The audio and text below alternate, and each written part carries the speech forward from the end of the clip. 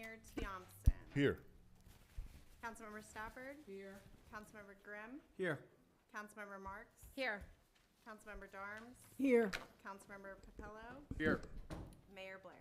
Here, and everyone's here. The invocation tonight will be by Chaplain Milton Carrero from the Volusia Sheriff's Office. Thank you, sir, for coming.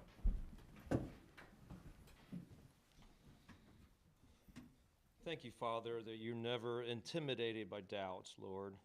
As in this meeting, there's so many doubts and questions, Lord, but we pray for wisdom in a supernatural way. I want to ask that your divine presence is here, that you rebuke any evil spirits, Lord, and that we may be humble and ask for wisdom, Lord.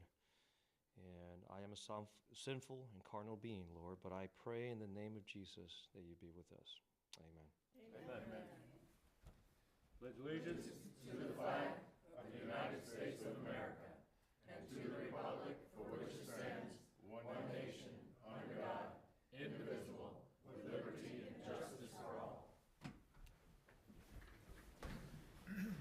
As a little side note, y'all have heard me complain before about my kids not reciting the pledge in school every day, but I'm pleased to tell you that my first period class does the pledge every day, and you can hear them. It's a wonderful thing. Outstanding. And I didn't have to bribe them with candy or anything.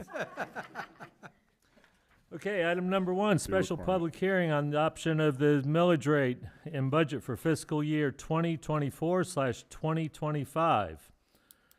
The mayor's opening comments. The city of Orange City intends to adopt a millage rate and budget for the fiscal year 2024/2025. The rollback rate is 6.5926 mils, and the proposed millage rate is 6.8691, which represents a 4.19% increase over the rollback rate as provided by the property appraiser of Volusia County.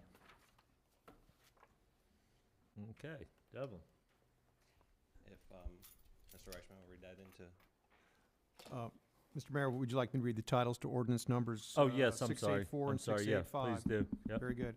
First, the title of the ordinance number 684. This is an ordinance of the City Council of the City of Orange City, Florida, certifying the millage rate for fiscal year 2024-2025 on all taxable property located within the City of Orange City, Volusia County, Florida, repealing all ordinances or parts of ordinances in conflict herewith, providing for severability and providing for an effective date.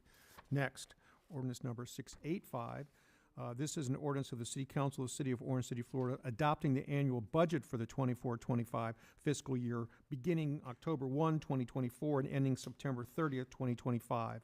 It authorizes subsequent amendments by resolution, repealing all ordinances or parts of ordinances in conflict with this ordinance, providing for severability and for an effective date. These are the second readings of these millage and budget ordinances, Mr. Mayor. Thank you. All right, Devlin, now it's your turn. Thank you, Mr. Mayor, Council. Devlin Moore, Finance Director.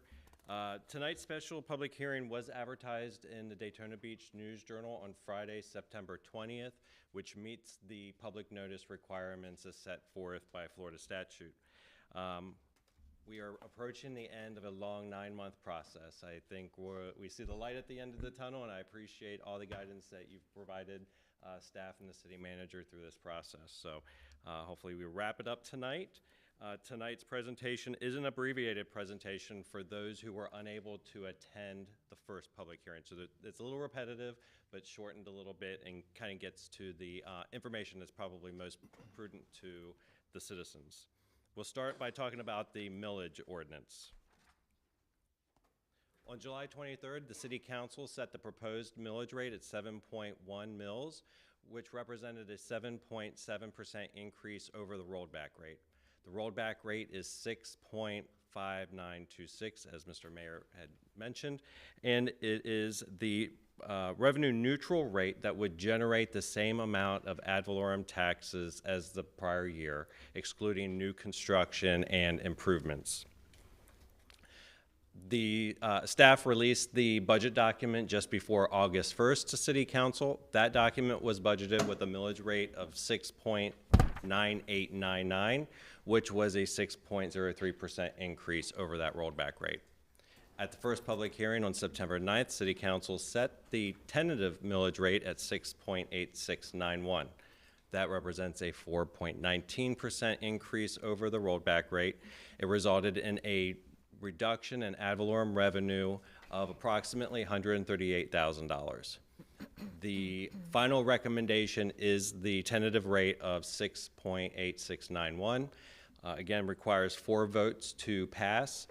The rate of 6.8691 is required to ensure recurring revenues are covering all recurring expenditures. The taxable values for the City of Orange City for tax year 2024 increased to $1.29 billion, which represented a 12% increase compared to the prior year. We show this slide typically because generally we don't show a slide that goes all the way back to 2008, but as you guys will probably recall, 2008 was the Great Recession and the city took a huge hit. The property values decreased from 2008 to 2012, then it took 8 years to recover. We finally reached those 2008 values in 2020, which wasn't that long ago. And then now we're moving forward from that. The proposed millage rate of 6.8691 represents a 3.5% decrease compared to the current rate of 7.1209. This is the lowest rate City Council has adopted since 2011. It will generate approximately $7.9 million in ad valorem revenue to the general fund. This reduction can be accomplished in part because of the new construction, increases in other revenue sources, as well as the city having a healthy fund balance and be able to use some of that fund balance to fund non-recurring capital outlay. The average assessed value for the averaged assessed value for a single-family residential unit in tax year 2024 increased by 8%. From approximately $125,000 to $135,000. It's important to note that the Save Our Homes provision does limit the assessed amount of annual increase for homesteaded properties to 3%. Approximately 80% of the single-family residential units in Orange City are homesteaded. What this slide depicts is the 2 scenarios, the first being the non-homesteaded property versus a homesteaded property.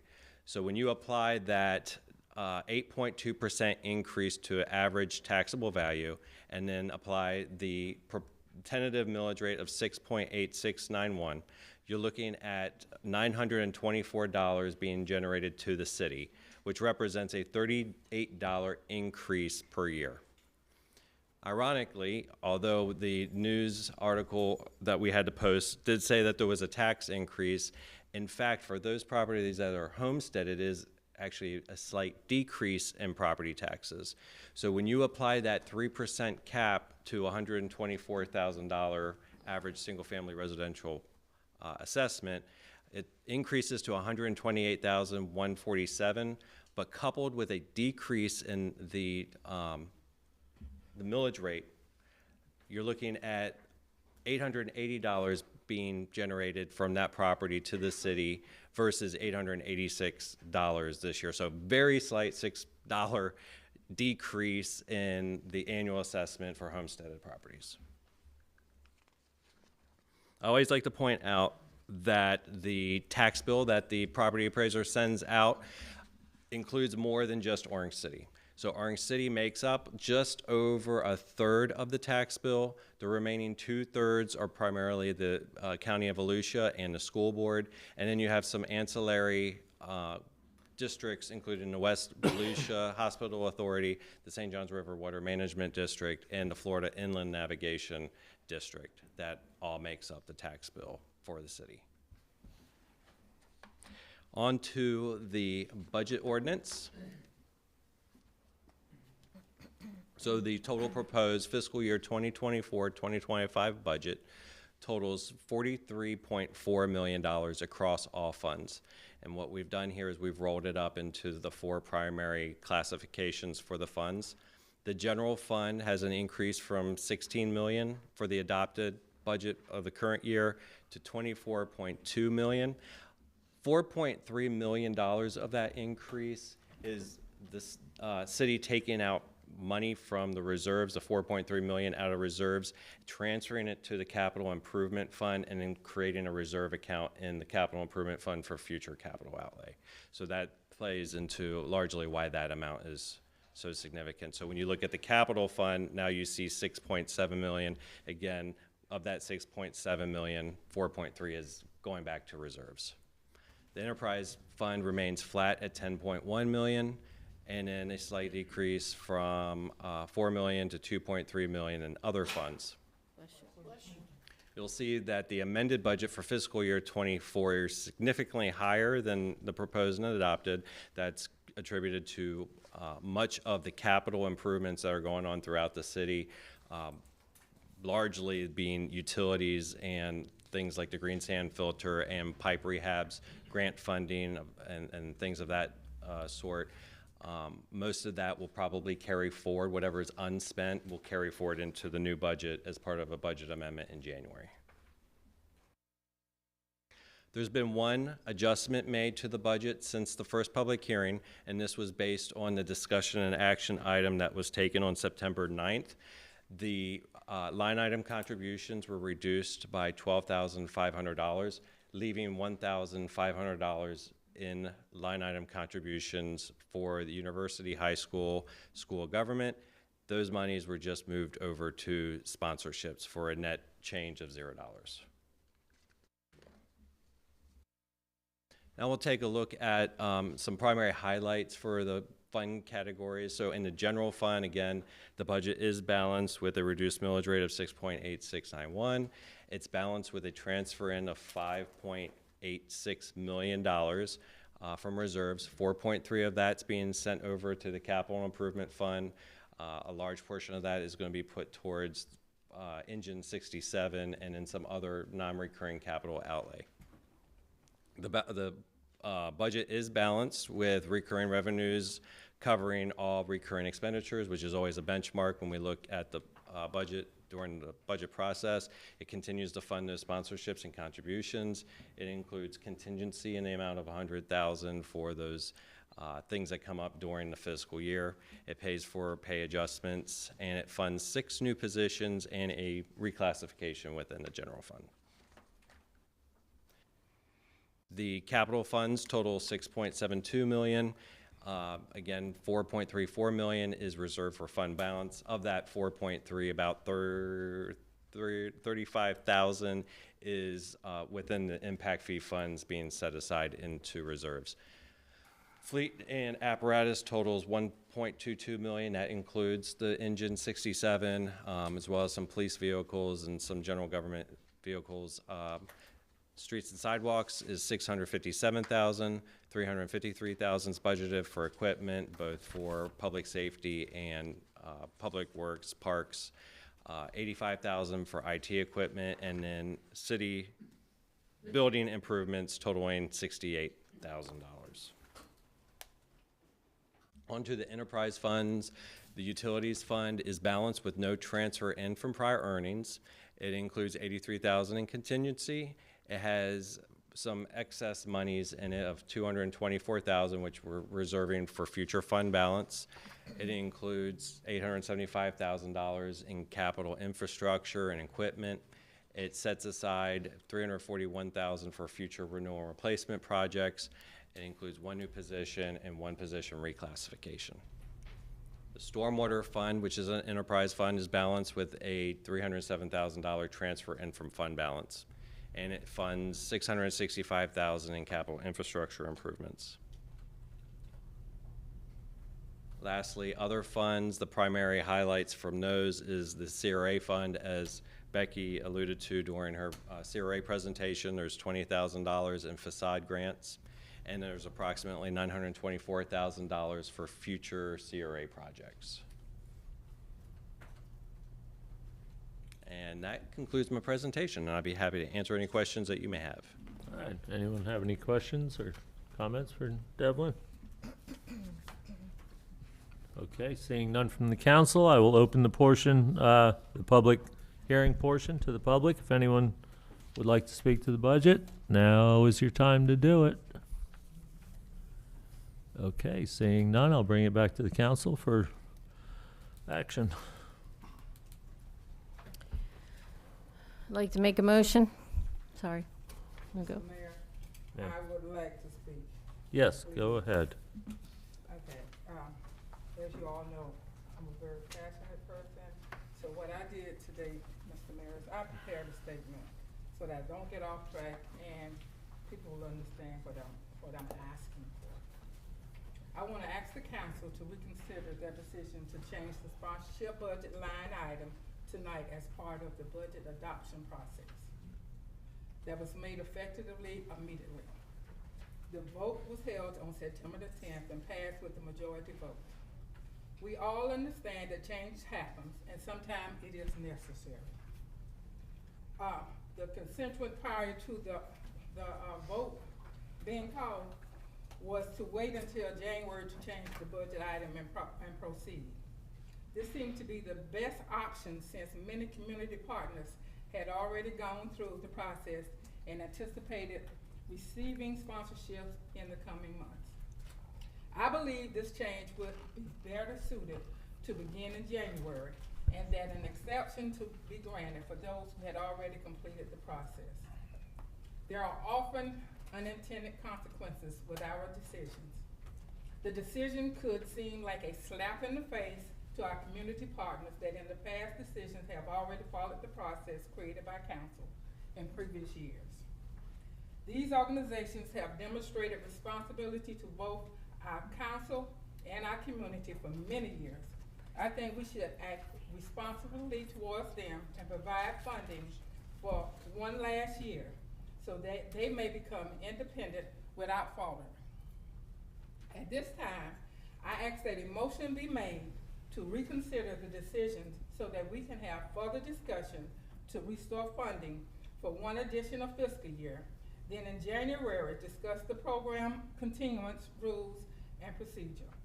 Will anyone make the motion for reconsideration? I think we're talking about millage, aren't we? No, No. we're talking about the No, budget. this is the budget. Mr. Mayor, just for context, if y'all take a look at ordinance 685, that's the budget ordinance. Attached to that ordinance are quite a few pages breaking down the different funds and the different parts of your budget.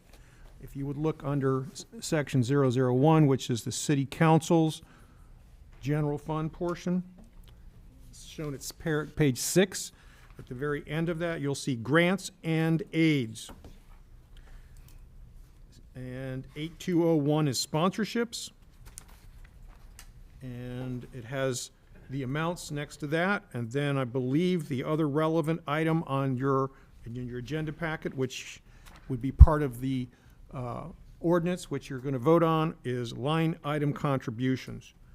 So I'm going to assume that the numbers that are contained in the exhibit to this ordinance reflect the decision that this council made at the last city council meeting. And my question would be, so we have the understanding that if we are going to change those numbers based upon your consideration or reconsideration of your last decision, we need to make sure that we take into account that if you change your mind from the last meeting on what you wanted to do with sponsorships and line item communications, you would need potentially, I'll defer to staff, to amend the exhibits attached to this budget ordinance.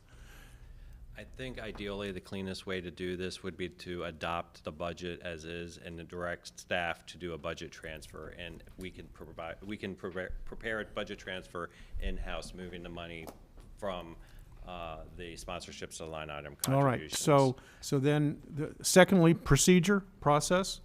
Since the request is to take up an item that you considered and decided at the last meeting, procedurally under Robert's rules, it would be motion for reconsideration. As all of you are aware, under Robert's rules, a motion for consideration can only be made by an individual who was a part of the prevailing group that voted in favor. So I will defer to the city clerk on who that was. Sorry to throw you under the bus, but I believe that the request was made by council member to have someone make the motion. I believe you and the mayor were in the non-prevailing side last meeting. So it would have to be someone else who was here at the last meeting who was on the prevailing side, make that motion for reconsideration. Then after that, anyone can second it. You discuss that, and then if you approve that motion for reconsideration, then you have opened the door to have the underlying discussion again. Mr. Reichman, I thought that the line item, all that budget is already here. It's just that it's for another consideration for the next budget. Am I not correct? It's already written into our budget. That's why I asked staff at the beginning of So this. what is there to change? If we gave everybody their maximum, the money is already there. What are we exactly were we changing? I think if I understood correctly, she wanted the line items put back in. And that's what you voted to take them out. Can I look at your document here? Absolutely. I thought that was new business for you to look into and then come back to us No, with. sir. The motion was to, as I recollect it, the motion was to reduce everybody to a flat $1,000 except for the University High School School of Government, which would retain its $1,500 line item, and that everybody, we would eliminate the other three line items, and that For that particular meeting. Let me Not Let her for. finish. No, that was for the budget. As you recollect, the process is that the sponsorships are discussed and become part of the budget document. That's how the budget works. And then I think what you're thinking about is you wanted to have it brought back before you in January. This is what you indicated, so that you could consider the entire program in January on whether or not to, one, even have the program, or two, to further amend the rules. You know, you could have reduced it to $500. But I per don't understand, person. if we already voted to give each one of these entities $1,000, it's already close to the end of the year. Who else is That's putting for in? next year, sir. Next year. That was next year's request for fiscal year 24-25. Right. You have already taken care of this year. What was before you was for the upcoming homecoming parade this Saturday, for the upcoming Manatee Festival in January or February, for the upcoming, there were like 4 or 5 funding. I have the whole line item here from last time, but there were 4 or 5 things, but all of them were for fiscal year 24-25. And it included all of your in-kind service appropriations and all of your cash matches. Mr. Mayor. Are you done? Dale? Yes, sir. So it was for this coming fiscal year that you voted on. So just to recap, at the last budget meeting, we made that decision to take everything off the line items except for the School of Government, University High School for $1,500. And Councilwoman Stafford's asking if we'll reconsider it and bring it back for just this year. And we already hashed this out the last meeting and decided that that wasn't what we wanted to do. So I think she's asking if we want to change our mind, basically. Mr. Exactly. Mayor, can I, Yes. because Councilmember Simpson, at that time, you made the statement that let's not do it now, but in January, when the time came, let's discuss this at that time. And this is when everybody was like, no, let's do it now. But you and another council person did say they would feel best if we wait until January, because these people have already done what they should have done. And we as council members had agreed to this in the beginning, and it's like a sucker punch in the gut if we pull everything away from them at the last minute. And that's not true. And She has the floor. I know. I'll She do has it. the floor, Let's put up please. for a vote. Go ahead. You done? I'm done. She can have it. You have something? Sorry. Where we are procedurally, folks, sorry, Mr. Mayor, Go ahead. is that if it's the council wishes to reconsider the action that it took at the last meeting, someone on the prevailing side of that decision at the last meeting has to make a motion to reconsider. Right. That's where we are. And it would be one of you four. No, I don't. We already hashed it all out for how long last time, and we got reports of budgets and things that were not accurate. The whole reason that we brought this up was because we were trying to hold them accountable for the taxpayer money, and we're not seeing that. So I think the January thing was, let's bring it back in January and talk about what the rules are of it and what we're asking for and how we're holding these groups accountable. It wasn't, let's bring it back in January and maybe we'll give them a line item again. It was, we're not, to do away with the line items, and they come and they apply like everybody else because it's only fair to treat everybody the same, and they come back and ask for their $1,000. Now, maybe in January, the council may say, well, we don't want to do 1,000, we want to do more, or we want to do less, whatever that may be. But that was the discussion we had, was that we were going to nix it, except for that one group, and we were going to, out of good faith, give them $1,000 because you said they were counting on the money. But the bottom line is we didn't say yes yet for next year. It was a budget meeting, and we were deciding whether we were going to give it to them or not. So why would they plan ahead to spend our money before we even said yes to it?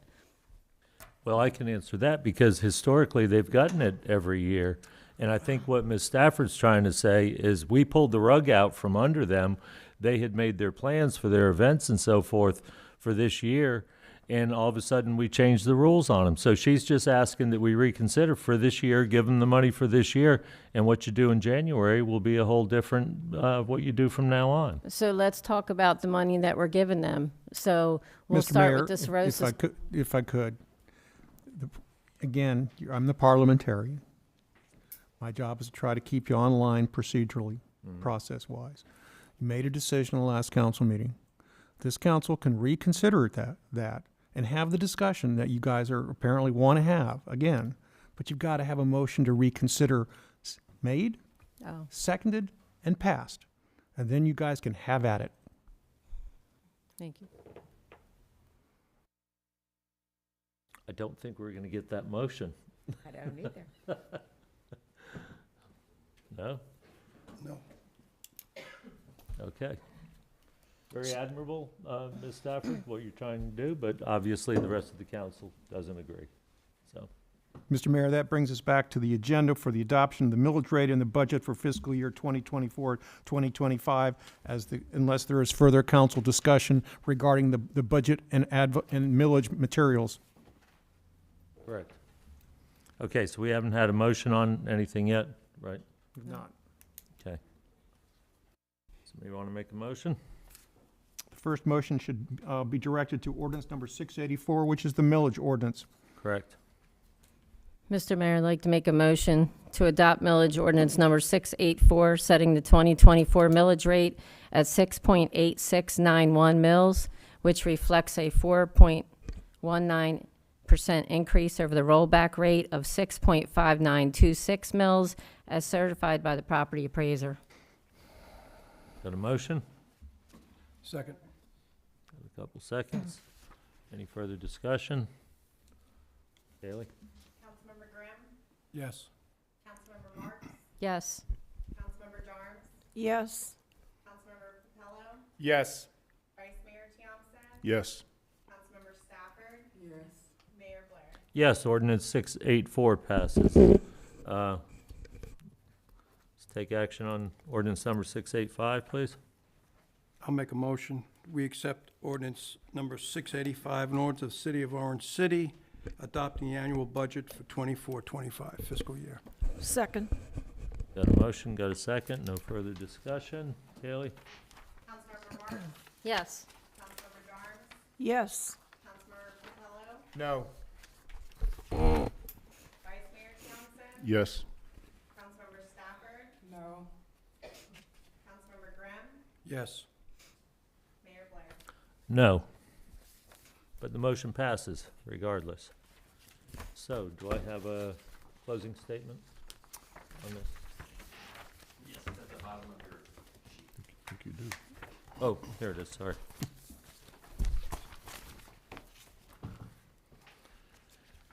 Okay, we'll move on to the announcement of the millage rate.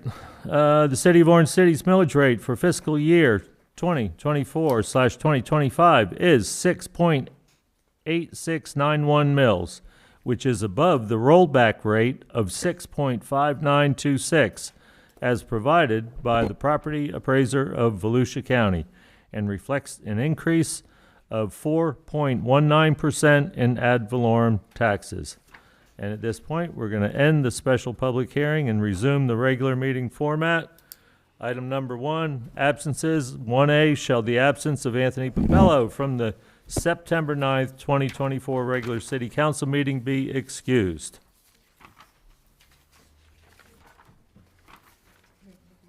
What's your reason? Mr. Mayor, I'd like to make a motion to, accept, to excuse Anthony Papella's, September 9th regular meeting absence. Okay, got a motion? Second. Got a second? Can we hear why? If he wants to tell us, I don't think he's compelled to, but if you'd like. I know inquiring minds. I spent some time with my beautiful wife in a foreign country. We had a lovely time. And you think that's excusable? I don't know, an interesting, for conversation, and I appreciate actually, but the meeting before I missed, our attorney gave us some context because, we've addressed this a few times and some historical aspect to it and such. Moving forward, and perhaps tonight, it is interesting how liberal we are with that. Because going on a vacation is not the city's work and avoidable. If it's a medical concern, that's not avoidable per se, and not the city's business either, but interestingly, different context. We've generally been very generous with that. I myself have voted for people who have gone on vacation.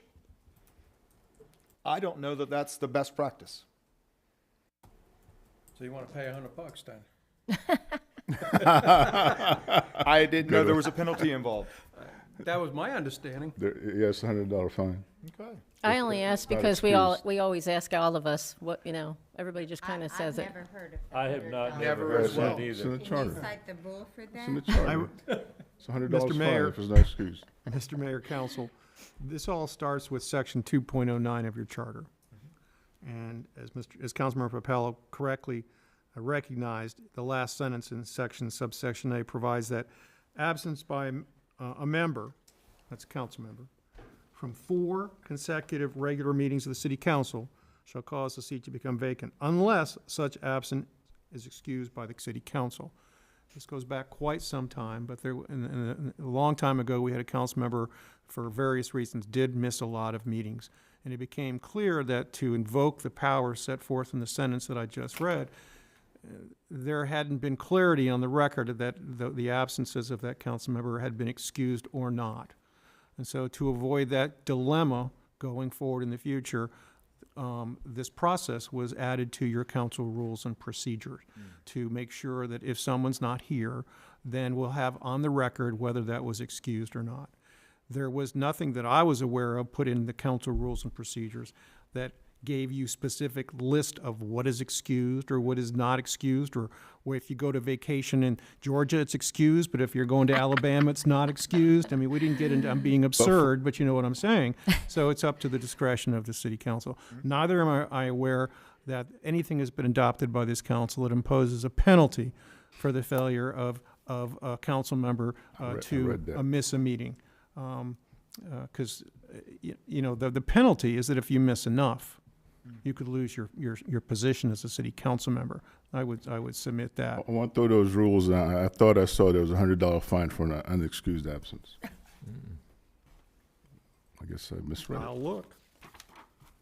But I don't believe so. I also But did you bring us some souvenirs?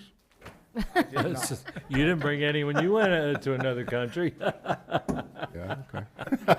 Good argument.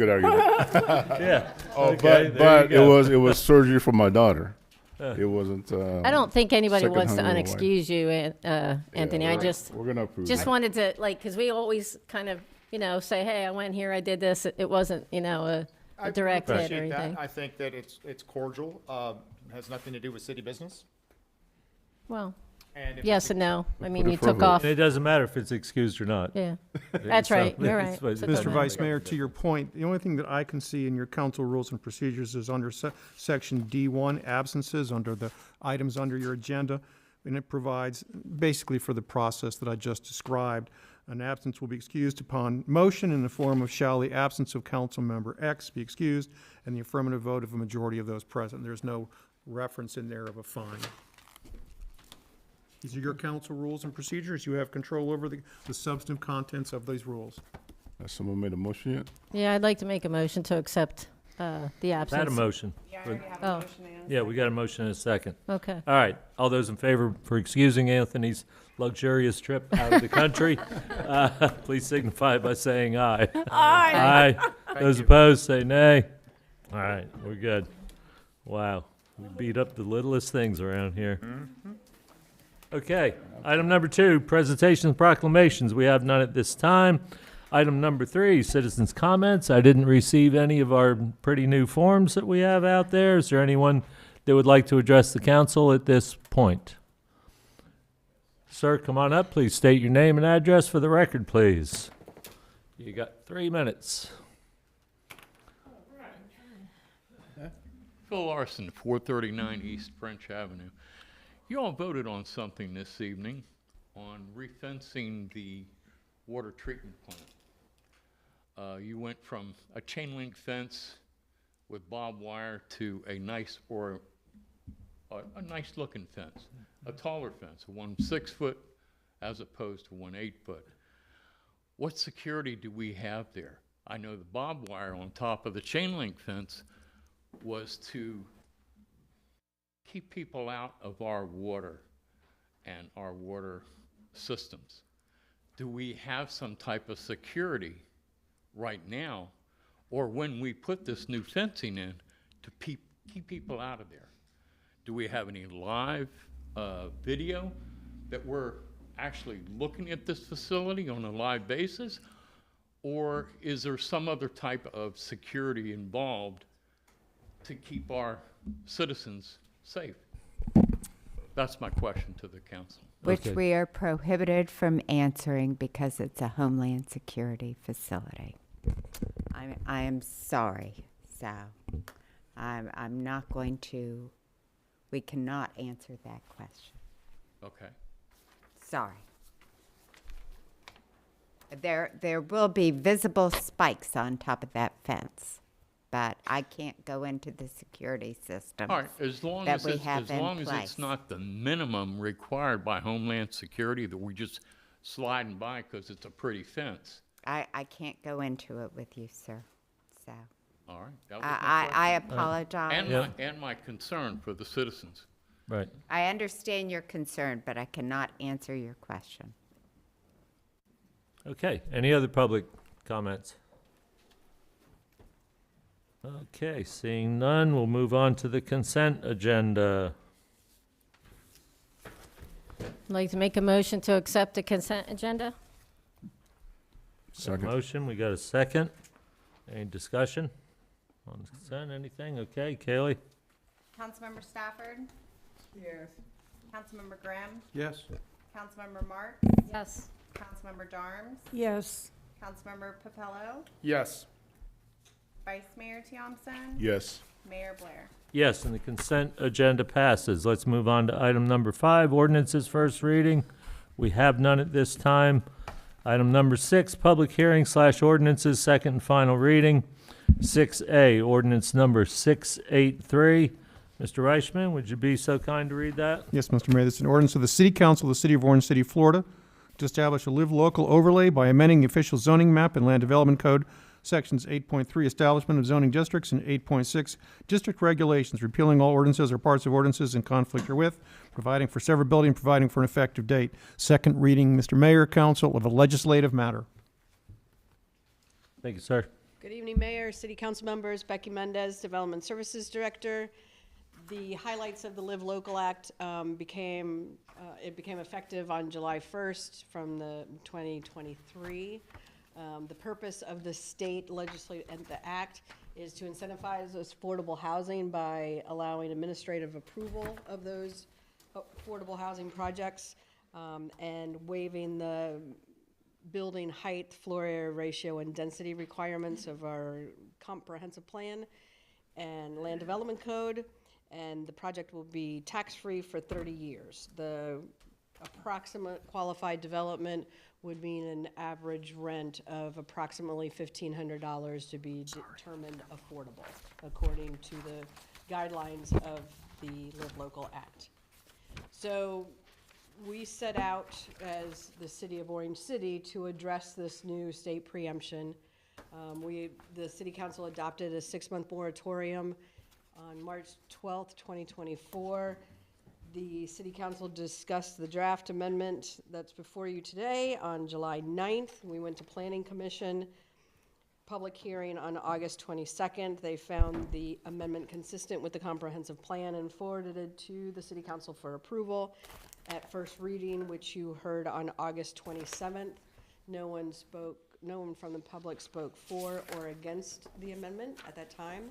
Just really briefly, we'll go over this for the third or fourth time you're seeing this, but for those of you in the audience that may not be aware, this Orange City overlay applies to the commercial areas, which is the red and the brick color, primarily along Volusia Avenue and some portions along Saxon and Enterprise, and our industrial area, which is the light purple color. The overlay requires that each one of those affordable housing projects be mixed-use residential. We've provided a table on what that means. So the mix of uses have to be on for each project, meaning they have to build the commercial or non-residential portion concurrently with the residential apartment buildings.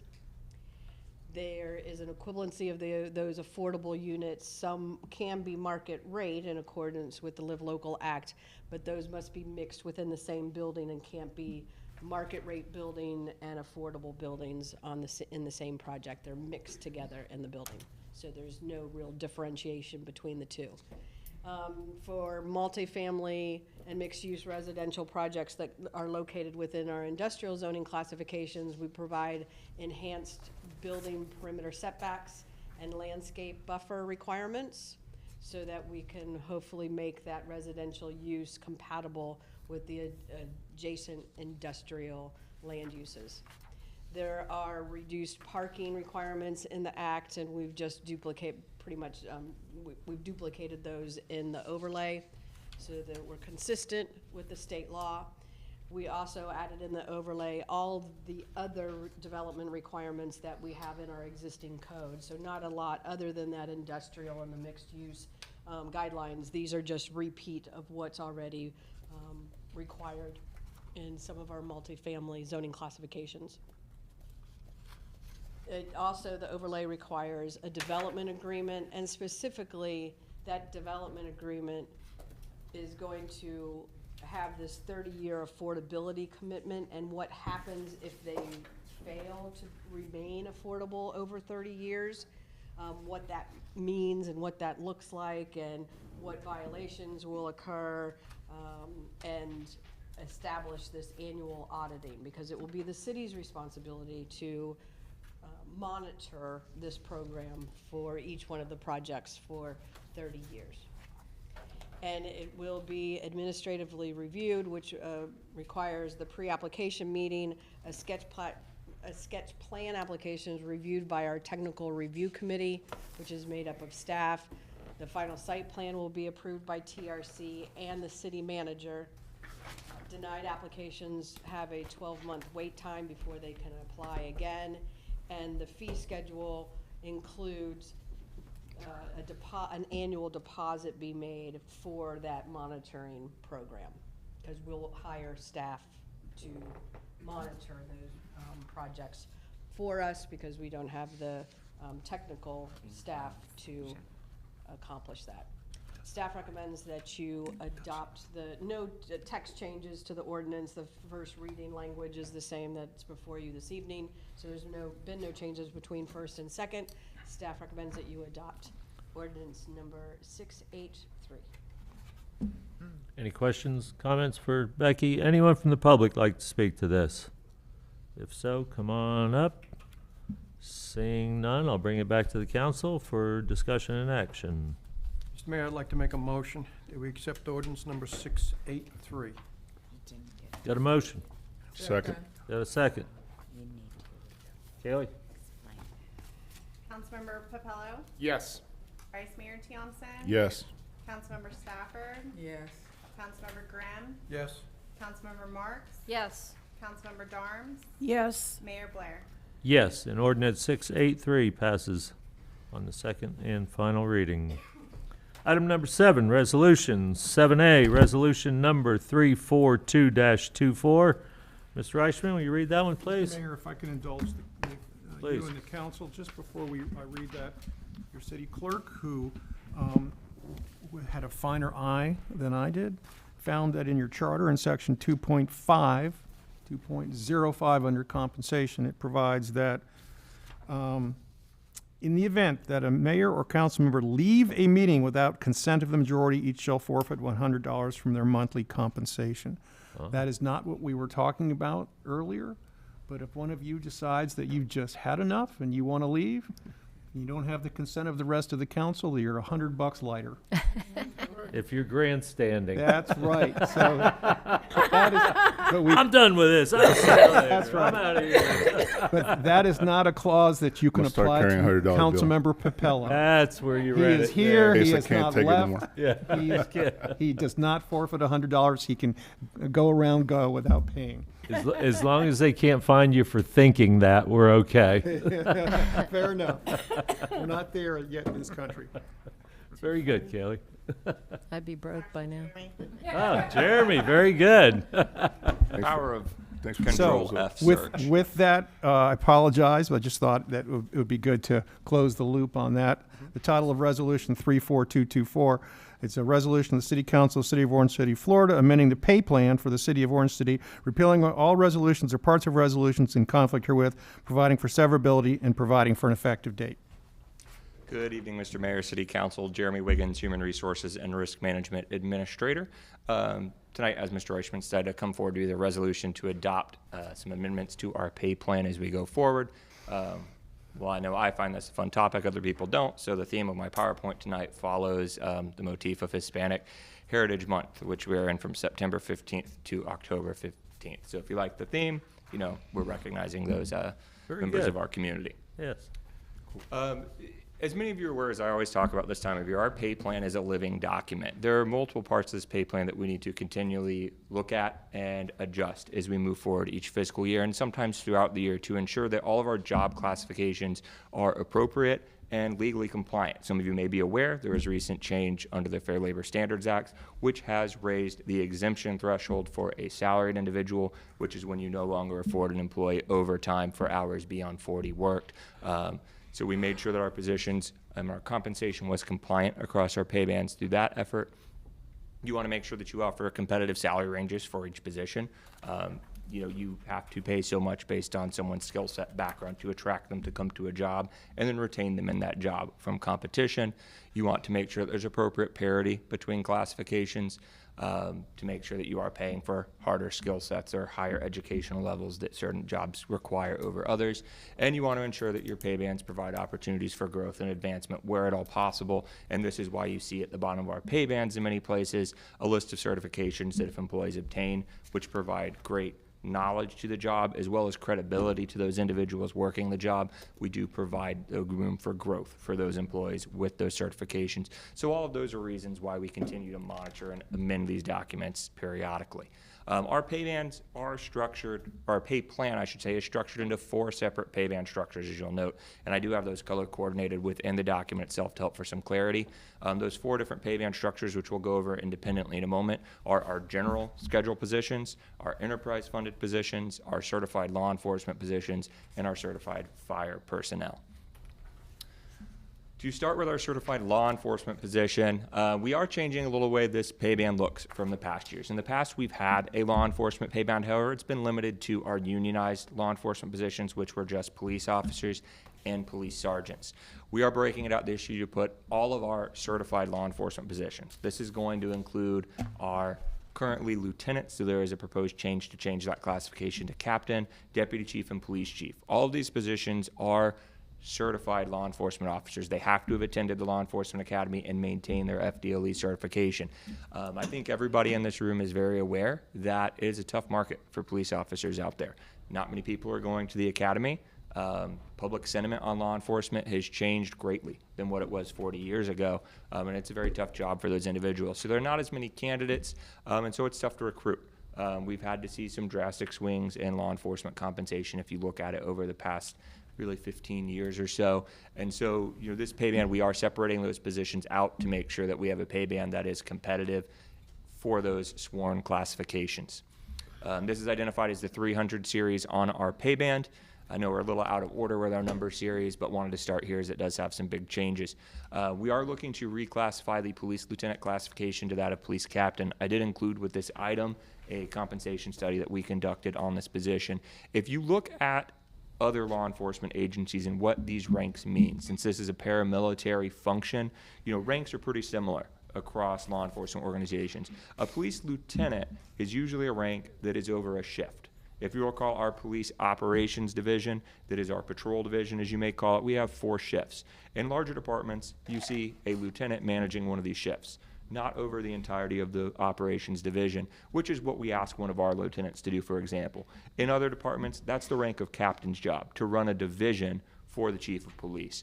And so with that as the primary factor, we've been comparing this position to lieutenants across other agencies for years. It's been slightly misclassified based on the findings of the study, and we are looking to realign that position appropriately with the rank of captain and associated pay, as is noted on the pay plan here.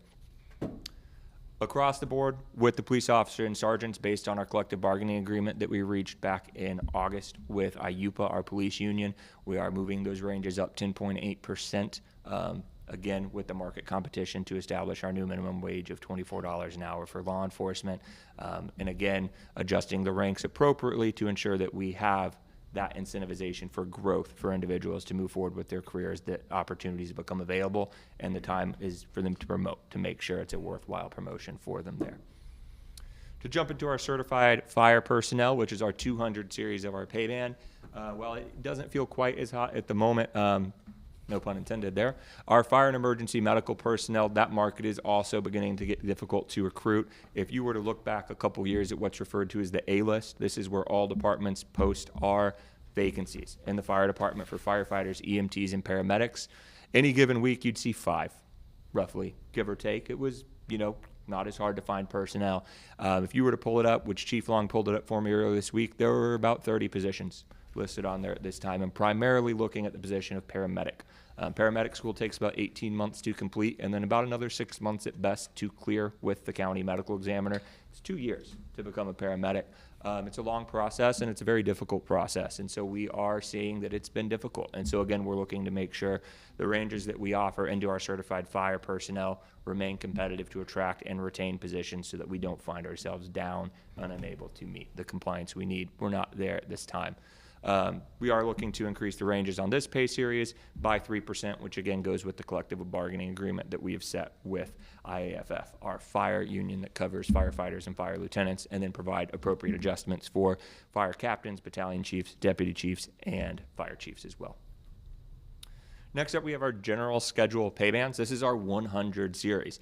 This covers all non-certified positions that are funded through the general fund. So this could be your development services positions, finance, public works, that fall under that general fund. The proposal is to increase all pay ranges 101 to 129 by 3%, much like fire, with the exception of pay band 100, which will remain at $15 an hour. That is our intern position. So that's not a full-time, regularly scheduled classification. That's just for temporary interns that we hire. $15 an hour is very competitive for an intern rate on that, we feel, and so we do propose leaving that is. This section also includes new positions being added to the general schedule. Property evidence custodian, human resources generalist, thank you for that. Senior procurement analyst, all under the general fund that were approved in the budget. It also removes those certified law enforcement and fire positions from the general schedule as they're now on the certified sections of 200 and 300. The final section is our enterprise-funded pay bands, which is section 400. This covers all of our positions covered by the utilities and stormwater enterprise funds. Same 3% increase to minimum maximum, maintaining the 400 series for interns classified out of those funds as well at $15 an hour. And it does add the new position of utility locator, which is a reclassification in the budget to one of the existing personnel as well. Staff's recommendation is to approve the implementation changes to the general schedule enterprise fund certified fire sworn law enforcement pay bands with all modifications identified in resolution 34224. Can I answer any questions at this time for city council? Anyone have any questions, comments for Jeremy? Anyone from the public want to speak on this? Seeing none, no questions, comments. Very good job, Jeremy. Thank you. I'll entertain a motion. Mr. Mayor, I'd like to make a motion Okay. to approve implementation of changes to the general schedule enterprise fund certified fire sworn law enforcement pay bands with all the modifications identified in resolution 342-24. I second. Got a motion, got a second. Kaylee? Vice Mayor Thompson, Yes. Councilmember Stafford, Yes. Councilmember Grimm, Yes. Councilmember Marks, Yes. Councilmember Darms, Yes. Councilmember Papello, Yes. Mayor Blair. Yes, and resolution 342-24 passes. Let's move on to item number 8, discussion and action. 8A, appointment to the Volusia County Opioid Abatement Funding Advisory Board. Kaylee? Hi, Kaylee Burleson, City Clerk. So the County of Volusia has been working with, I believe it's 13 total, yes, 13 total local governments to determine the use of settlement funds regarding some legal action regarding opioids. And they created a task force, and they also created a Volusia County Opioid Abatement Advisory Board. The task force is primarily comprised of staff members of the local governments, whereas the advisory board is based on who the local government elects or appoints to that board for representation. They take direction from the opioid task force, and then they make recommendations to the county council as to how the funding from the lawsuits are spent. There's probably actually a better way to say that. How they are used, I guess is a better word, to combat the local opioid crisis that the county and the local municipalities are facing. They recently updated the bylaws for the opioid abatement advisory board, and they have requested that each local municipality reappoint a primary and a alternate member to the board. It's a 2-year term. It would begin October 1st, and then the term would end October 1st of 2026. Our current board appointment is Vice Mayor Alex Thompson. However, we wish, staff's recommendation is for the council to discuss, determine who they would like the primary appointment to be, an alternate appointment. If you wish for a staff member, to represent the board, that is open as well. You can represent, or you can appoint a member of the public as well. It's completely up to you as a council. So our recommendation would be for you to discuss it and decide how you want to move forward with the appointments. It could be the same for the primary or the alternate. It can be a council member, staff member, member of the public. They just have to have experience in law enforcement, fire rescue, substance abuse treatment, or other relevant experience. Mayor, Council, just to fill in a few blanks there. The reason, no, good job. Let me come at it from another angle. Yes. We're dealing with the county because you may remember, there were a whole bunch of different lawsuits. And there was a lot of money that was flowing into the state of Florida, as well as the other 49 states, from the settlement of these lawsuits against major pharmaceutical companies and distributors and manufacturers, et cetera. So the state was going to then keep some of it and distribute a lot of it to all the local governments that participated in these settlements. It was agreed with Volusia County by the local governments, the municipalities that Kaylee mentioned, that rather than each little municipality getting a separate check and trying to spend that productively and valuably, by itself, it made more sense, because this is not just a problem in DeLand, it's not just a problem in DeBary or Orange City, it's everywhere. And it's not an easy problem, it's an expensive problem, that it made more sense to go ahead and consolidate these various local government funds through the county. But rather than just letting the county just have the money and then that's the end of it, there was an interlocal agreement that the city of Orange City entered into with these other cities in the county, and it created these committees, the task force and the advisory board. And the purpose of these committees, the task force with mainly the staff, people that are actually on the ground dealing with these problems. That's in the task force. The advisory body the membership of that body is filled by decisions of the governing bodies of the city. And Councilmember Thompson, I'm not going to steal your thunder. You've been going to a lot of these things, a lot of these meetings. But the main purpose is to make sure that all local governments of Volusia County have a say in how this money is spent. It's a decent amount of money. Some money a substantial amount of money has already come in, and they have, I believe it's biannual time frames where you can apply to try to get some money. For example, you had some of the projects that have been approved are the purchase of hands-free CPR devices, purchases of Narcan, and I'm not going to pronounce this, Naxolone kits. I hope I'm saying that correctly. And those are for first responders and other. And in some cities, including but not limited to New Smyrna Beach and Daytona Beach Shores, have applied and have received funds in the last go-around. The next one is coming up. So it is important. There are funds there. Have not been attending these meetings for our office, so I can't speak to other potential uses, but it's an important position. I hope I've explained why. I think you have. Very good, thank you. And Okay. Also, previous to the bylaw change, they did not allow for an alternate voting member either. So that is one Say of that again, please.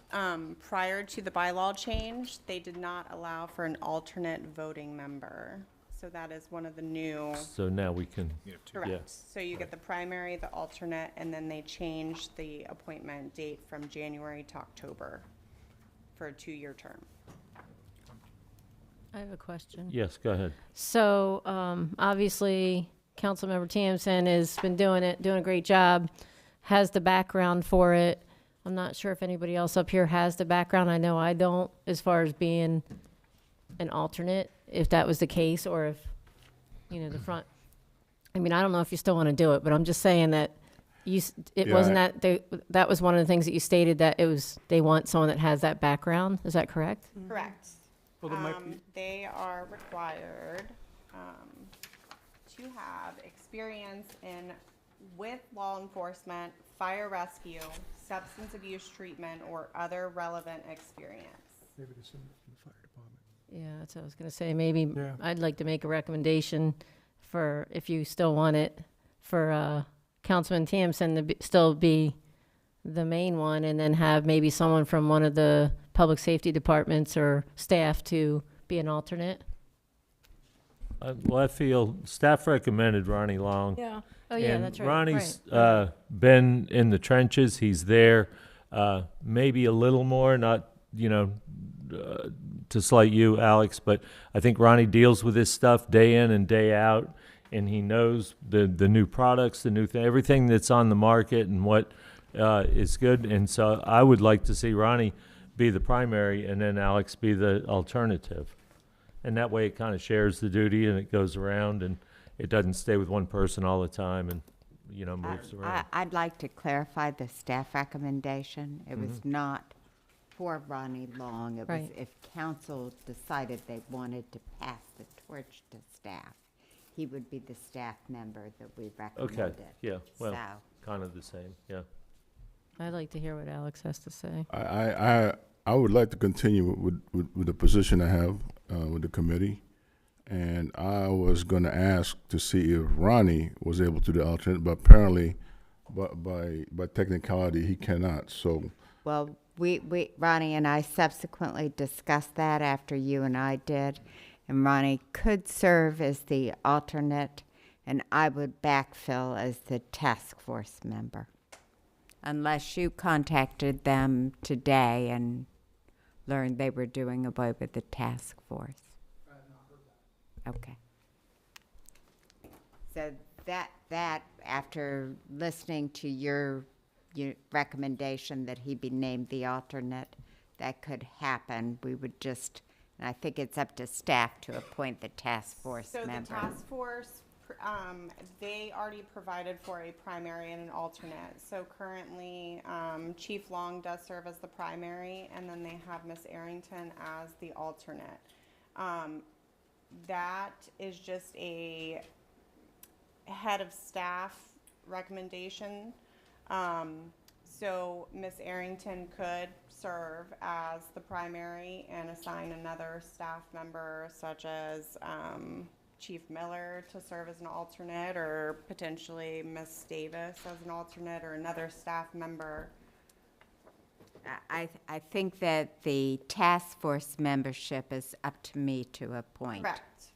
So if you choose Ronnie Long, I will find two people to serve as task force members. Again, your role, council, is to fill the spots in the advisory group, which sets policy. Ms. Arrington's responsibility is to make sure that Orange City is represented in the task force, which is staff in the particular fields that deal with this issue. So tonight, we're asking you to make appointments for the primary and the alternate for the advisory committee. So does Ronnie want to be on the advisory? He's here. I Come on. don't think he would mind being the alternate Okay. as much as Yeah. being So- the Thumbs up, thumbs primary. down. So do we need to make a motion on this? Yes. Yes. Yes. Okay, I'd like to make a motion that we continue with Alex as the primary and the alternate to be Ronnie Long. Second. And if I could just add one more thing, just so you get an idea of what I was talking about. The last cycle for the grant funding was $2.6 million. All of it was distributed. The current funding cycle begins in October of this year, and it's $4 million. So we are talking about substantial amounts of money, and with all due respect, I think Orange City We'll have- I just, go ahead. No, no, I go. just want to add that, I had specified that we had this money, and I had asked the public that knows an entity or an organization to help opioid addiction and those related issues to come forward to this board and come up with a proposal so that we can give out this money, because that's what it's there for. I understand completely, since being there in the beginning after ex-Vice Mayor Bill O'Connor left. I am knee-deep in it. I understand the essence of this program, and I have no problems continuing as a primary. So we're basically at a juncture where we have the money. What we're doing is we're trying to keep a little bit in hand more, and waiting for proper organizations to come forward so that we can issue out this money. And if there's anything in Orange City that you have any ideas about, I need to know. So that's where I stand. And I think, let me just say, that's really important, because so far the monies that have been distributed have not been for West Volusia County. So I think that's an important consideration. Wow. That's what organizations have to step up. Bring some money this way. So do I need to make, You already did. No, we've got a vote. we got a motion and a second. we have a second? Okay. Yeah. Any further discussion? Anyone from the public want to speak on this? Seeing none. Sounds good. No further discussion. Councilmember Stafford, No. Councilmember Grimm, Yes. Councilmember Marks, Yes. Councilmember Darms, Yes. Councilmember Papello, Yes. Vice Mayor Thompson, Am I able to vote on this? Yes. Yes. Yeah, you're not gonna make. Unless you're money. getting, Blair. unless you're getting some money slipped under the table or something like that. Yeah, right. Some opioid money. Absolutely not. Yeah. Yes, and the motion passes. I heard $100. Yeah. That's it. Unless you get up and walk out. All right. Report, city manager. Yes, I have a number of items I'd like to report on, please. First, nothing is certain with Helene. She's a giant storm, and if she moves a little bit, things change tremendously.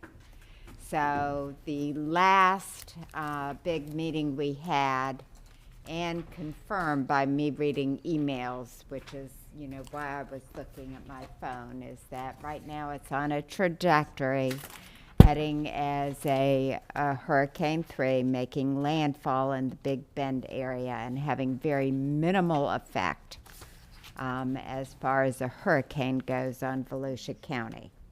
We are expecting wind gusts in Volusia County all day Thursday, perhaps starting as late as tomorrow night. And we expect rain in between 2 inches, 4 inches, maybe as much as 6 inches in some spot. But then it'll be fast moving and out of here when we wake up Friday morning. That's the last report. We have another big meeting on this in Volusia County tomorrow at 1 o'clock. In the meantime, you need to know we have been in active storm preparations for weeks, not just since, the rain has come. As you know, we broke one 8-inch pump already. We've rented one under an emergency provision and are actively working that at Mill Lake, and we're looking pretty darn good. We're at 16.5, I think, right now, and we'll continue to run that all day, all night until we break another pump. So, no, I was being kidding there. We know. So, so we're working hard. We've gone out and checked all of our inlets. We check all of our drainage structures. the ones that we know are vulnerable. We've been out to areas that are known to have flooding within the city limits, not within the unincorporated area. And we have checked everything to make sure that it's working as best we can. At this juncture, today, I do not intend to activate the city EOC. I have asked Kaylee to prepare a declaration for us, for the mayor to sign, but I do not think it will be necessary for me to activate the EOC. And as we sit tonight, I don't intend to close City Hall. Could change, don't know. We managers tend to not like to confuse the public, so we try to keep all of our activities in West Volusia acting as a whole and East Volusia acting as a whole consistent with one another. So I will monitor that and get back with you on any changes.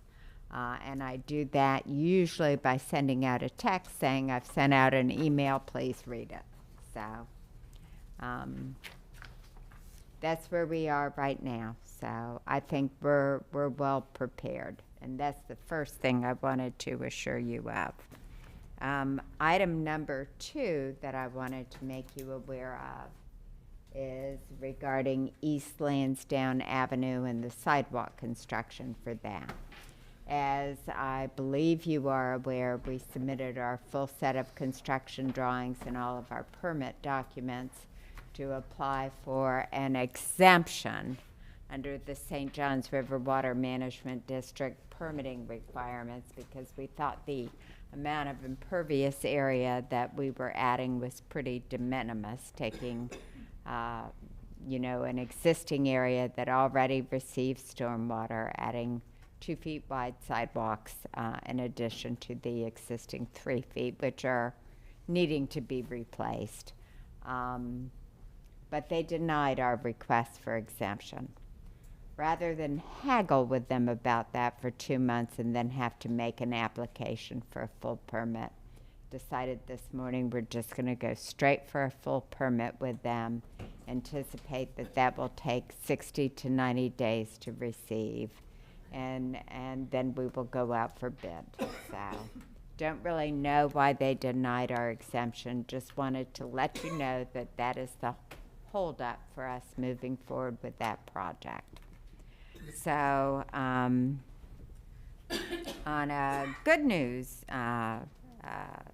side of everything, we will be turning on our green sand filter for public water tomorrow. Tried to do so a month ago and ran into a problem with our computer monitoring equipment, for lack of a better word, and believe we have worked out all those kinks. So we will be starting on that tomorrow, making public water available. If you hear any complaints, please direct them to us. So as you know, nothing ever goes without a hitch. And even though we have worked very hard to replace all of our lines in the city, we still find old crummy lines now and then. And we found one the other day and we're surprised by it. So, here we are doing our best to make a perfect system, and perfection remains elusive. So that's really those are 3 items I wanted to report on. I'm happy to answer any questions you may have about those items or a related topic. Anyone have any questions or comments for the city manager? No, thank you very much. What time is this coming online? The green? 8 a.m. Is 8 it a.m.? 8 a.m. tomorrow, Robert? Okay. 8 a.m. Thank you. And we are also, Robert has graciously agreed that he'll find a couple of afternoons or time where we can do council tours of this. It will not be open to the public. It is a Homeland Security facility, and we will break it into 2 groups so that you can be properly escorted at all times. So once we get those dates, we'll put it out to you, and, you know, I think it'll be an interesting item for everyone to see just how complex our water system is. Right, it sounds real simple. It sounds simple, but Robert is very proud of it. He's worked through all the bugs on this. It is not easy to put in a new filtration system. He's done a yeoman's job. So Great. Thank you. I think Way we to go. should give him an opportunity to show it off a little. Yes, So- absolutely. Okay, with nothing else for the city manager, we'll move on to the city clerk's report. So actually during the meeting, the Volusia League of Cities dinner for this Thursday has been canceled. And they will move it to December. So as soon as they send out some updated details, I will let all of you know. Also, the DeBerry Firehouse groundbreaking ceremony that is scheduled for October 9th. If you are planning to attend, I do need to know by tomorrow, please, if you don't mind. So, and that's all I have.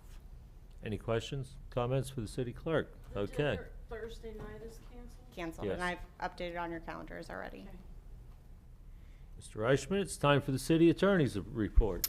Well, there's one item I just wanted to give a status report on, and my understanding is that some of you or all of you have received some complaints about a private way. It's basically a driveway that goes to the middle school and the elementary school called Scholars Path. And I think it's important and maybe you all know all this, but it is on private property, but it's pursuant to an easement that the Volusia County School District has with the underlying property owner. And there's a portion of it, of that driveway, if you will, into these public schools that is on the land owned by the school district. And you know that they've got some little cones or barriers up along there. The reason those are there is because there's been, when they open all the schools, there's just not enough driveway, there's not enough storage for the vehicles, so it gets backed up. And so in order to prevent the people from, the parents, from just creating a parking lot on this driveway, that's why the school district put those cones, and I'm probably not using the correct term, but that's kind of, they're yellowish. Now, beyond that is the extension of the driveway, and it goes over private property, and the school district has the right to, and did construct that extension of the driveway between their land and the public road, and the public road that it ultimately connects to is Blue Springs. Blue Springs, okay. And you'll note that on that portion, a couple things. There aren't any yellow cones. There's some logs that have been put there by the private property owner because there got to be such a problem with people parking on their land and other things associated with the parking. And it's got a lot of overgrowth right now, and I think that's the problem right now. Okay, so we've got a bit of a staring contest right now, because the school district finally said that they're willing to come in and mow it, but they don't want to mow it until all of the debris, including but not limited to the logs, is removed, which you can kind of understand, because it could be, because they used to mow it, but the logs weren't there. So now the logs are there. When the logs were there. Okay, I stand corrected. But now they're saying, look, we're not going to mow it unless all the debris, including the logs. And the property owners are saying, look, the logs are there, and they've solved the problem that we've had with all the people parking on our land and people getting out and running around on our land and so on and so forth. This is what they've been saying. So we're leaving the logs. So that's where we are right now. And right now, because of what I've just described, they've got this overgrowth. And I think probably some of you have received either emails or phone calls from parents that, arguably rightly so. I've seen photographs of it, that they're concerned about their children being let out or walking through this and everything. So it's not a city property. That's the thing I wanted to make sure that you know and understand, in the event that you're out at the Winn-Dixie and someone comes up and gets in your face and says, why isn't the city mowing? And it's because we don't have the right to. It's not our property. It's not our easement. It's not our underlying property. But what we do have the power to do, and we're trying to avoid exercising that power, is we have the power to enforce this through code enforcement. And we're hoping that will not be necessary. But that's what I would suggest, that if someone comes to you and is fussing about this, saying we are doing everything we can do to try to facilitate these two parties finding common ground so that they can do the obvious solution. And if that doesn't happen, then we'll, we don't want to, but we may not have any choice. And that's where we are right now with that. So code enforcement would go to the property owner? No. No, to the school board. We'd go to the school board because the grass that's not being mowed is on the easement. Oh, it's on the school board It's on the easement. easement, not the property. That's my understanding. It's the owner owns the property, but they have granted the school board an easement over the property that they own. Right. And under general Florida law, the owner of the easement is responsible okay. for maintenance Gotcha. of the easement area. And no one's contesting that. They're just saying, we're not going to mow it until all the logs are out of there. And then the people who put the logs are there, they are saying, we're not taking the logs out unless you create a solution for the parking problem that is caused by your schools. Right. So So- it's, they're doing And this. we've been caught between a rock and a hard place. Literally. Right. Really, on how to enforce the parking problem. One is that, and we've had meetings with the Jananias attorney, the school board attorney, our attorney, the chief of police. We've all been to these meetings. And the Jananias would like for us to formally trespass anybody who parks on the property. But we cannot do so without having the mutual approval of both the Jananias and the school board, the easement holder, to trespass anyone who is parking, because that easement has been granted to the school board for having people drive, walk, make their way to the schools on that property. And it is open to the public, and it could be argued that pulling off the side of the road for a short period of time still constitutes access. And so you need to have both parties agreeing to trespass somebody over the easement, the fee simple owner and the owner of the easement. There's two different problems. One is the parking and the use of the easement, which is different than what the current problem is right now, which is the overgrowth. Two different problems. And the only power we have is to enforce our codes. The real issues are private issues.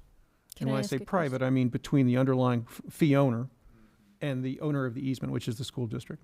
And we can't, we're not a party to that. We're just not. It would be inappropriate for us to even file a lawsuit to do that. But we can code enforcement.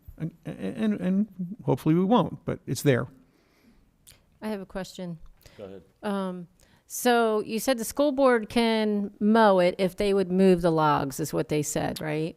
Well, Does the not if the school- school board would move the logs, if the underlying property owner Right, would the move the property logs. owner. Does the school board have the authority to move the logs, though? Do they? They just don't want to? I mean, that really involves a legal question that we don't have a dog in that hunt. Okay, The Jananias would like to keep the logs there. right. And during one of our discussions with everybody, Yeah.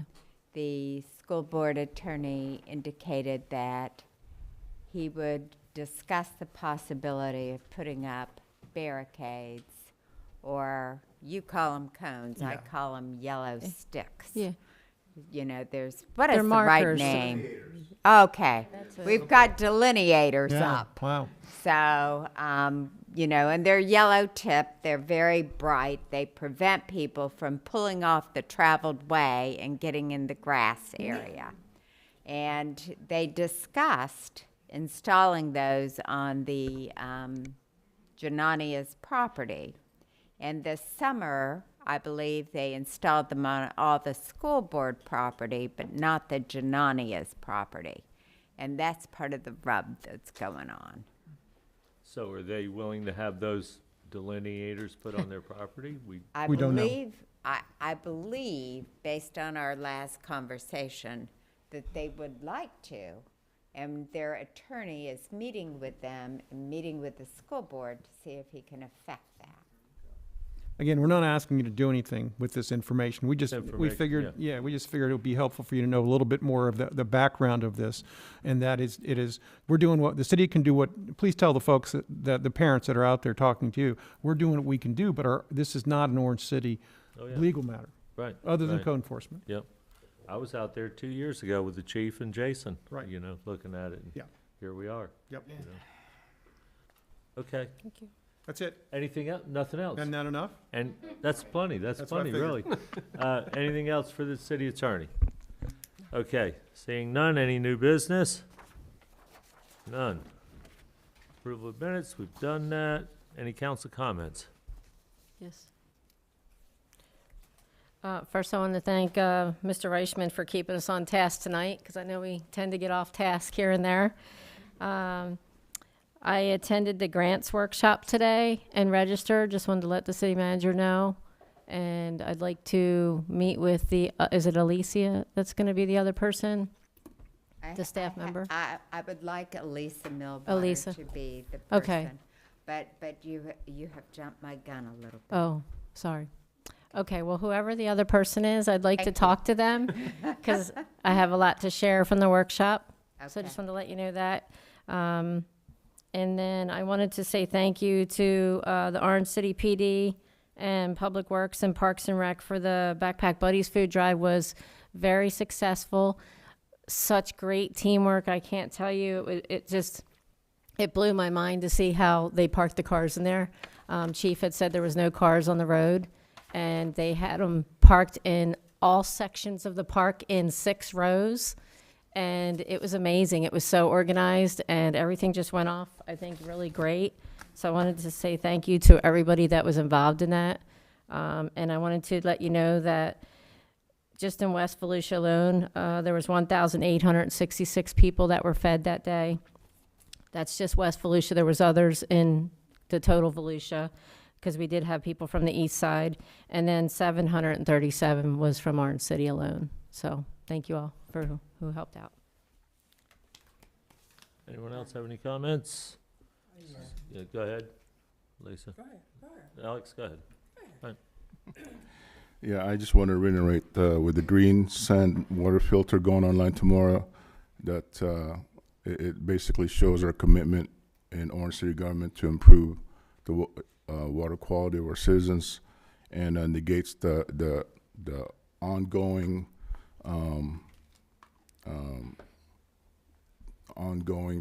thing going around social media or whatever, that we don't care about your water. We do, and we've been working on it for years, and we're spending a lot of money on it. So I just want to reiterate and thank our staff for getting it started, putting it online, and like I said, it just reiterates the commitment we have to improving our water quality. I have TPO meeting tomorrow. I haven't seen the agenda, so I'll get back with you guys with TPO. The big thing with the meeting tomorrow, and I'm having to go to Daytona, not so short a drive, but we're gonna, looks like, approve the new logo. The old logo was a palm tree that says River to Sea and Transportation Planning Organization, and there was a problem, I guess, with sort of ambiguous nature of that logo and the word River to Sea. They thought it had some implications. So now basically it says Volusia Flagler Transportation Planning Organization, and a drawing of an intersection. Makes it easy, makes it simple, and basically it tells you guys what the kind of work we do with that organization. I'd like to thank the staff for the hurricane preparedness that they've been working on. It's a testament to thinking about our citizens. I think our city was one of the first ones to start the sandbag operation, unless I'm wrong, and then everybody else basically started doing it. So that's just a testament to making sure that our citizens are safe, and I thank Dale and her staff for that. There's a mention tonight with Jeremy with regard to it's hard to recruit first responders, firefighters, police. I just like to say, because the thing that's the common theme is that the job is getting hard. The job has always been hard, and if you say the job is just hard now, it's a disservice to people like me, the chief, and the officers that have been doing this for years. The job has been always hard. And when there was a big push for body-worn cameras to catch officers in the act of doing something wrong, I think it was the other way around. You saw how bad citizens can act at times, and how a simple encounter can go way south when you're not following the officer's orders. Recruiting is hard, and I have to tell you, back when I started, it was like I didn't care really how much I got paid. I wanted to do the job. I think it's the new candidates' lack of having service above self at heart. And I'm just gonna be honest and tell you that there's not a lot of people courageous enough to do the job or have the conviction. Today's kids want instant gratification, higher pay, and will risk their life while they're at it. So I hold our first responders and our police to a special set of special people in my heart. So I just want to let you guys know that. That's about it. Thank you. Lisa, do you have something? Yes, Mayor. Yes. What really, how can I say it? Well, I'm just going to say it. People have been walking up to me, asking me, what in the world is going on with Ern City nowadays? What happened in Ern City? Why aren't Ern City working as a team anymore? So, and I thought about it. I gave it a lot of good thoughts. And what I want to encourage is our local service groups to collaborate instead of competing with each other. Specifically, don't get me wrong, specifically we have two groups in Ern City that has done a fantastic job for Ern City, has done a lot of work, past, present, and hopefully in the future. These two groups are the Cirrhosis Club and Backpack Buddies. These two groups have had a lot of adverse interaction with each other and reactions towards one another. If only they would work together as a team. This is the only thing that our citizens need for you guys to do, is to work together as a team so you can better serve our community. Our community thrives when we work together, when we work as one and not try to destroy each other. Our community will greatly benefit from the service provided by these groups. That animosity that has grown between them is bound to spill out into the community, impact us in a negative way. I want us to support both of these groups. Both of these groups have done so much for the people in Orange City and surrounding areas. And I wish both of these groups, by whatever means necessary, would work, collaborate, and be one. And I wish, and I do offer these two groups, because you are very important. Both of these groups are very important to Orange City and the growth in Orange City. And I just wish you peace and blessings, and would you please get together and work as one. Great. Any further comments? All right, I'll entertain a motion to adjourn.